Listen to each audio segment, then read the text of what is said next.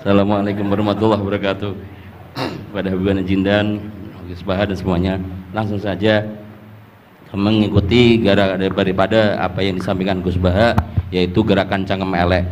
Alhamdulillah tempat kita di daerah Bogor khususnya bertempat yang berseberangan dengan beberapa faham yang macam-macam, dan itu mustajab gerakan Cangkem Elek untuk menghadapi mereka. Ngoten Gus. Dados kula nggih nyuwun ijazah terus mewakili sedaya, dan yang ingkang kami kalih mumpung teng mriki kan ingkang didhawuhaken Gus Bawau fasilitas dinggo fasilitas nyuwun fasilitas ijazah ngrungokke tafsir Jalalain ingkang teng YouTube. Dados nyuwun ijazah ingkang kathah niki. Ambil ijazah yang banyak, fasilitas dari apa yang jadi tadi disebutkan beliau, fasilitas, masyhad dan semuanya. Jadi kita memiliki cara fikir yang enteng, yang enak. Dan mumpung wonten ijazahipun nggih kula suwun ngoten Gus Bang. Ngoten cekap semanten. Assalamualaikum warahmatullahi wabarakatuh.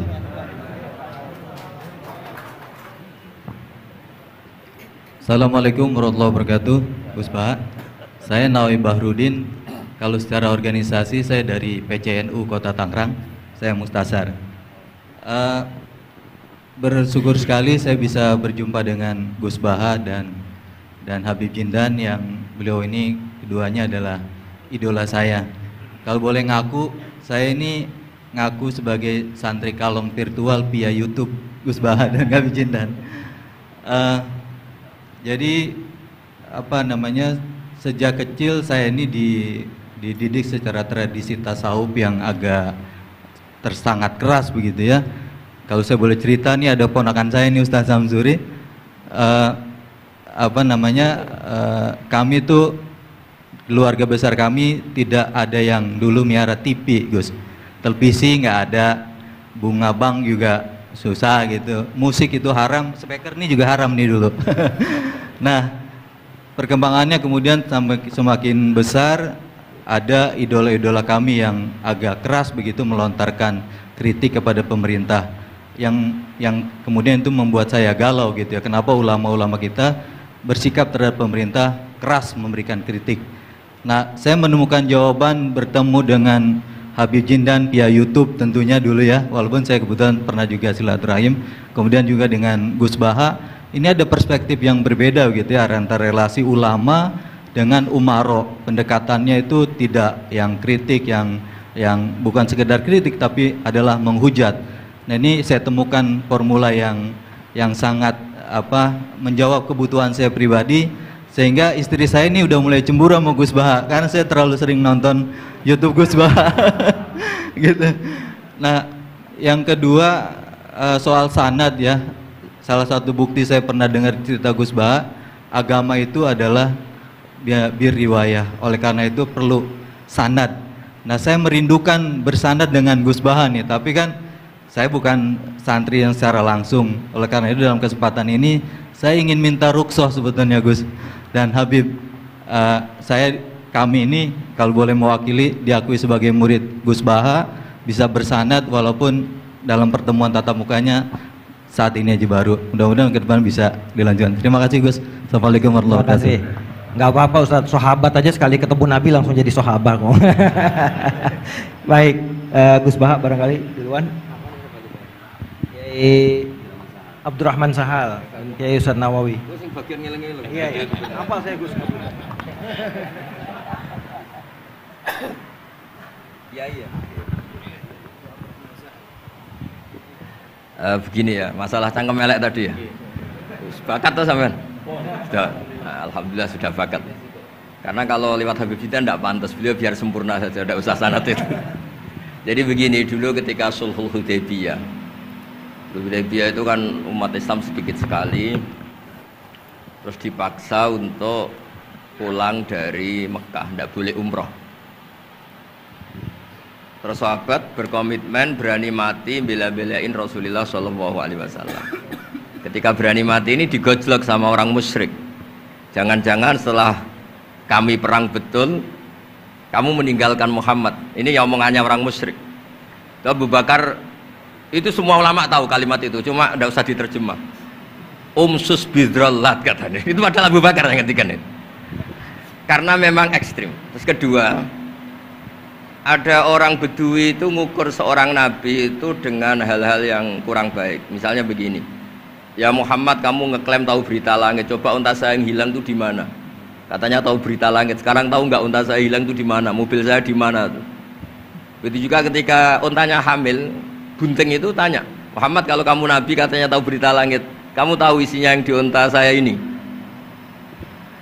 Itu ada sahabat yang saking nggak kuatnya demi bela nabi itu, udah kalau tanya gitu tanya saya. Terus si tadi orang tadi dibilangin sahabat, nazauta 'alaiha fakanat minha sakhlah.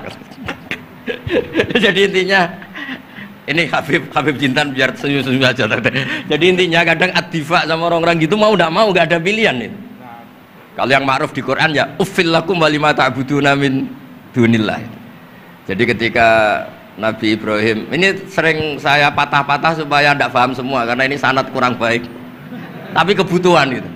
Biasanya yang minta itu yang jenisnya ya seperti ini yang sudah cangkem elek cuma butuh legitimasi gitu. Jadi dia butuh nggak tanggung jawab, dilimpahkan ke saya. Kalau saya kalaupun salah kafaro saya banyak. Saya kan ngapalin Quran. Kalau orang itu hafal Quran, inna wa ta'ala la yu'adzibu qalban wa al Quran.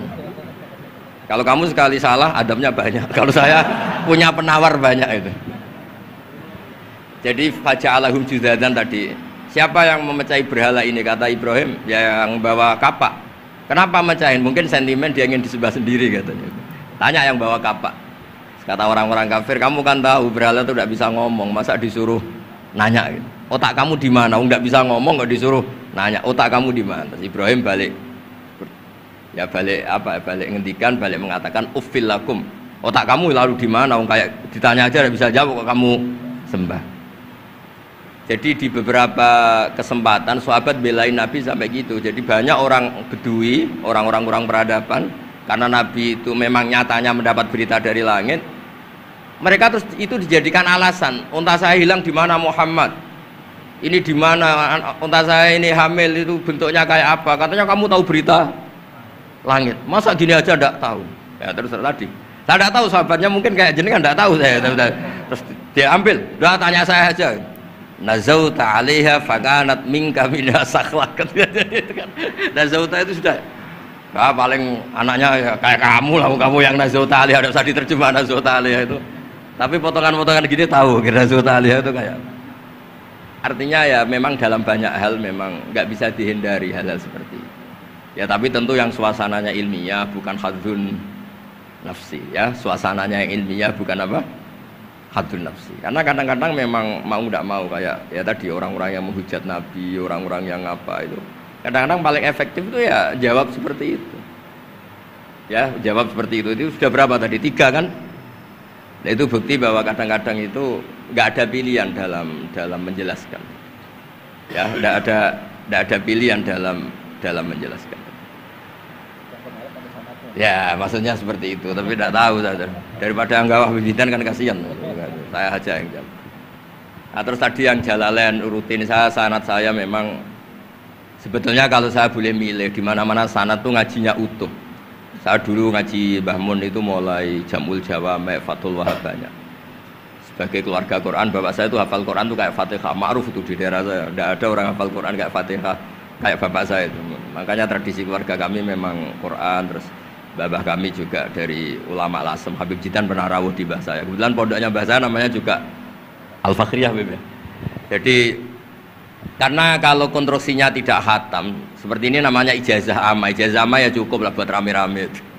Tapi secara keilmuan itu masalah karena konstruksinya belum selesai.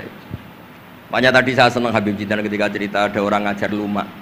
Usul fikih itu perangkat yang mau tidak mau untuk alat tafsir. Misalnya begini, wa antasma'u bainal ukhtain, tidak boleh mengumpulkan perempuan 2 yang kakak beradik jadi istrinya 1 orang. Itu bainal ukhtain itu min itlaqil ba'di wa iradatil kul, yang dimaksud Allah adalah mengumpulkan 2 orang yang ada hubungan mahram. Coba kalau kita misalnya bikin gerakan kembali ke Quran, berarti yang haram hanya antasma'u bainal ukhtain. Padahal yang haram adalah bainal mar'ah wa ammatiyah wala bainal mar'ah wa khalatiyah wala bainal mar'ah wa jaddiyah. Pokoknya 2 perempuan yang ada hubungan mahram tidak boleh dikumpulkan dalam satu pernikahan. Bayangkan kalau orang tidak ahli usul fikih kemudian dia mentafsirkan Quran, terus dia hanya pegang wa antasma'u bainal ukhtain. Itu juga anak tiri. Ada aturannya, lafadz yang keluar karena ghalib itu tidak punya makna. Misalnya begini, anak tiri yang nggak boleh dinikahi adalah waroba ibukumul lati fi hujurikum, anak tiri yang serumah. Padahal anak tiri serumah tidak serumah, kalau ibunya sudah kamu kumpulin kan tidak boleh dinikah. Lalu kata fi hujurikum di sini adalah yakhruju makhrujal ghalib. Ya umumnya anak tiri itu serumah, tapi bukan punya ikatan apa? Hukum. Nah, hal seperti itu kan riskan kalau kita tidak mengaji usul fikih, apa kaidah fikih. Misalnya gini, ada ular di dalam, terus kiainya bilang, Jamal ambilkan tongkat. Terus kamu karena agak dipanggil namanya, terus gak ngambil tongkat. Oh yang dipanggil Jamal bukan saya. Ini santri geblek dah.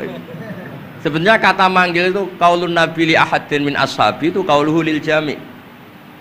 Yang hal-hal yang baik, yang darurat, siapapun yang bisa melakukan harus melakukan itu meskipun nggak dipanggil. Coba semua wiridan, ya Mu'ad inni uhibbuka fakul dubura kulli sholatin Allahumma a'inni ala dzikrika wa syukrika wa husni ibadatik. Sebagai riwayat fala tada'anna dubura kulli sholat. Terus kamu bilang nama saya ada Mu'ad kok, berarti tidak kena ijazah itu. Itu harus ada analisis usul fikih. Kalau enggak ya habis kita. Semua wiridan tuh ya Abu Hurairah, ya Mu'ad, ya Aba. Nah, terus kamu, saya ada yang di waksiati Rasulullah, ada yang diijazahi, ya tidak bisa. Jadi masalah sana tuh maunya kalau sampean orang baik, ya semua kebaikan tuh saya ijazahkan. Ya tapi tentu beda yang ngaji betulan sama yang ngaji begini-begini itu. Ya memang seperti itu, karena kalau ingin jadi ulama konstruksinya memang harus utuh. Karena tadi ada usul fikih, ada kaidah fikih, ada macam-macam kayak tadi wa antasma'u bainal ukhtain. Itu ya zaman Nabi Sugeng sudah nambahi wala bainal mar'ati wa amatiha. Tidak boleh menikahi istri dan budenya atau bulenya. Nah, kenapa Nabi tidak bilang wala bainal mar'ati wa jaddatiha? Kayaknya orang kelainan kalau kepikiran seperti itu. Loh, kalau bule itu masih masuk lah. Ya misalnya istri kamu 17, bulenya 27 kan kok cantik budenya kan masih bisa mikir gitu. Tapi kalau istri kamu 20, mbahnya 80 kok kepikiran itu kan. Sehingga di hadis memang hanya wala binal marati wa ammatiha, wala binal marati wa kholatiha. Nabi tidak mengatakan wala binal marati wa jaddatiha. Kayaknya kalau orang normal tuh tidak kepikiran itu. Ya tapi apapun itu nyatanya Quran hanya wa antasma'u bainal ukhtain. Itu kalau nggak dijelaskan pakai usul fikih, ini min itlaqil badi wa iradil qul secara balaghah. Ya, itu kan tidak bisa. Nah, di sini pentingnya ngaji khatam. Makanya saya suka ngaji Jalalain dengan penjelasan fikih, penjelasan usul fikih, karena supaya orang tuh tahu lah bahwa maknani Quran tadi seperti yang didahulukan Habib Jindan itu. Ya kalau kamu tidak menguasai betul terus akhirnya ngomong menurut saya, Quran kok menurut saya, menurut perasaan saya tidak bisa. Kata Habib Jindan kok biro'ihi, ya sudah pesen tiket di neraka. Ngeri kan? Apalagi sudah biro'ihi dapat penghormatan, dapat uang, dapat panggung. Islam kok menurut saya. Loh, ini Islam ya menurut Rasulullah, Islam kok menurut saya.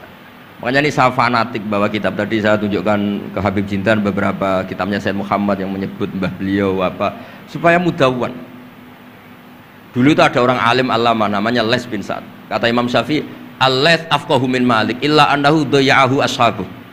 Imam Les secara fikih itu lebih alim dibanding Imam Malik, tapi daya'ahu ashabuh. Murid-muridnya enggak menulis. Andai kan Habib Salim tidak punya putra Habib Novel, tidak punya cucu Habib Jindan, mungkin orang enggak bakas lagi Habib Salim. Bazuber andai kan tidak punya putra Mbah Mun, orang juga nggak bakas lagi Bazuber. Bapak saya Kiai Nur Salim andai kan tidak punya putra saya, mungkin orang sudah lupa. Dulu ini cerita yang paling ekstrim. Dulu Nabi Ibrahim pernah dikira Yahudi karena punya keturunan Yahuda bin Yakub bin Ishak bin Ibrahim. Ketika Yahuda punya perilaku tertentu seakan-akan itu dari mbah-mbahnya. Baru setelah Rasulullah SAW memaklumatkan ad-dinul hanif, ad-dinul Islam millatun hanifiyah, millata abikum Ibrahim, baru terpulihkan nama Ibrahim. Makanya kalau dalam nasihat Arab itu kama takarroma bi Muhammadin Adnan. Dulu orang tuh nggak tahu Adnan itu siapa, Kusa itu siapa, Kilab itu siapa. Gara-gara punya cucu yang bernama Rasulullah Muhammad SAW, Sayyidul Khalqi, orang nyari-nyari Abdullah itu siapa, Abdul Muthalib itu siapa, Hashim itu siapa. Akhirnya diketahui Sayyid Abdullah itu orang yang ganteng, perilakunya baik. Abdul Muthalib itu orang yang pertama sering makan-makan, ngasih makan orang haji, gini-gini. dikatakan Syaibatul Hamdi karena terus orang ini dikatakan wasumi afisul bin Nabi sallallahu alaihi wasallam dzakara wa ta'ala walabba, ini dikatakan kusoi litakosi fi biladi atal kosia, terus dikatakan kilab likas roti takalubi fil ardi karena orangnya aktif sering berjuang di mana-mana terus. Jadi makanya kalau jenengan punya anak punya cucu doakan jadi orang baik karena status anda ini tertera cucu-cucu anda. Lho nggih misalnya bapak sampean alim terus putune nak domino di situ mabuk-mabuk di situ itu disatakan makam keramat apa tempat mabuk. Nah, makanya dzurriyyah ini penting. Makanya ketika Allah memberi hadiah pada Rasulullah Muhammad SAW kepada semua nabi itu disebut wa ja'alna dzurriyyatahu humul baqin. Ketika dikatakan kalimat tauhid juga wa ja'alaha kalimatam baqiyatan fi aqibi. Makanya ukuran orang baik itu ya anaknya, cucunya, apa-apanya karena ini yang meneruskan status kita. Ya jelas ya. Itu kalau anda ini ngaji khatam konstruksi itu tahu. Tapi kalau tidak khatam ya hanya modal qabilna terus. Ya tapi agak apa-apa daripada sama sekali. Malah yudroku kulluh la yudroku. Nggih kersane disambung Habib Jibril. Mau kersane kula ikut dengarin ya. Yang kembali ada usaha Habib Sado aja Habib. Jenengan enggak patut yang itu. Yang sanad saja. Mboten sampun. Mboten sampun. Yang sanad ijazah amal. كما إن صحت لنا الإجازة كما أجازنا سيد الوالد الحبيب نوفل بن سالم بن أحمد بن جندان عن والده الحبيب سالم بن أحمد بن جندان عن شيوخه جميعا عن الوالد الحبيب نوفل عن جد الحبيب علي بن عبد الرحمن الحبشي وكذلك كما أجازنا الجد الحبيب محمد بن علي بن عبد الرحمن عن والده الحبيب علي بن عبد الرحمن الحبشي وكما أجازنا شيخنا ومربينا الإمام الحبيب عمر بن محمد بن سالم بن حفيظ عن شيوخه وكما أجازنا شيخنا الحبيب علي المشهور بن محمد بن سالم بن حفيظ وشيخنا السيد محمد بن علي بن عباس المالكي والحبيب عبد القادر بن أحمد السقاف والحبيب أبي بكر بن علي بن أبي بكر بن علي بن عبد الرحمن المشهور والحبيب زين بن إبراهيم والحبيب سالم بن عبد الله بن عمر الشاطري وأخيه الحبيب حسن جميع مشايخنا فبأسانيدهم إن صحت لنا الإجازة أجزناكم في تعلم والتعليم تذكر التذكير في الدعوة إلى الله تعالى وفي أذكار سادة بني علوي وفي كل ما يقربكم إلى الله إن صحت لنا الإجازة أجازناكم بذلك.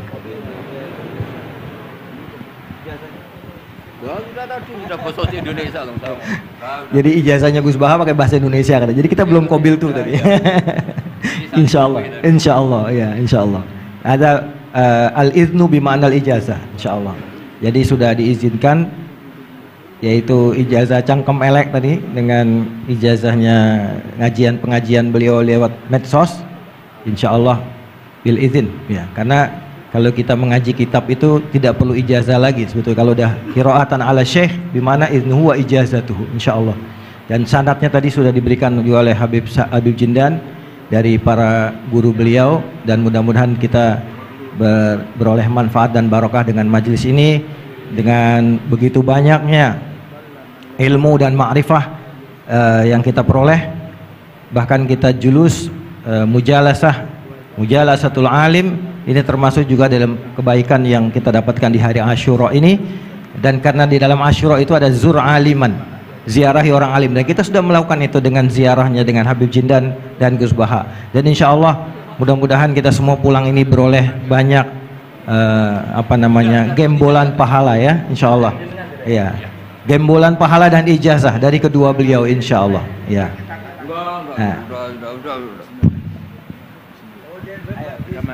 Ya, ajazakum kama ajazalana syekhuna wa syekhu syekhina Maimun Zubair wa aslafuhu ila Rasulillah sallallahu alaihi wasallam. Bilal ijazah wa tasyarrafna bikum wa jazakumullah khairan katsiran. Ya Yusuf Mansur mau ngasih ijazah enggak? Kali kalau Kiai Yusuf Mansur ngasih duit aja sama kita buat ongkos pulang. Setuju nggak kira-kira? Oh, setuju katanya. Baik, baik. Alhamdulillah majelis kita berjalan begitu lancar, mudah, tidak ada gangguan kendala dan semuanya pasti karena barokah para masyayikh kita, para ulama-ulama aslafun saleh yang telah meridhoi dan ridho dengan majelis kita ini. Kita doakan guru-guru kita yang ada di depan ini, beliau-beliau semoga selalu diberikan sehat, panjang umur dalam doa, dalam memberikan manfaat dan ilmunya kepada kita semua, dan menjadikan kita semua yang ada di majelis ini juga selalu menjadi tulabul ilm yang istiqomah, yang selalu meneruskan, insya Allah kita teruskan kepada generasi penerus kita, anak-anak cucu kita dalam tradisi keilmuan ahlu sunnah wal jamaah yang insya Allah akan selalu eksis di bumi Nusantara ini. Amin ya rabbal alamin. Saya sebagai moderator mohon maaf jika ada kalimat yang keliru dan salah. Kita akhiri dengan membaca subhanakallahumma wa bihamdika asyhadu an la ilaha illa anta astaghfiruka wa atubu ilaik. Dan sebelumnya ada pemberian cindera mata oleh Yayasan Fakhriyah kepada Gus Baha dari Habib Jindan.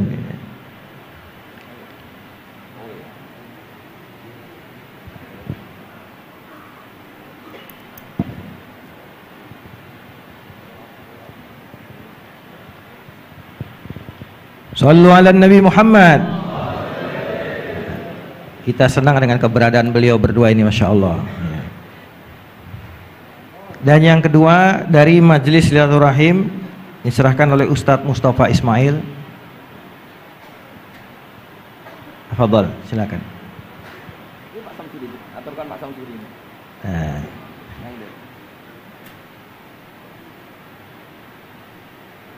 Ini plakat nih, banyak ini. Nanti Gus Baha di rumahnya banyak plakat ini. Mudah-mudahan lemarinya ada Gus ya, buat banyak.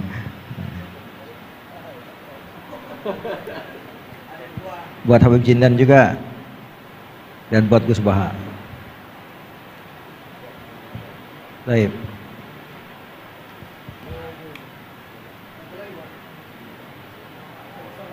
Ustaz, ya.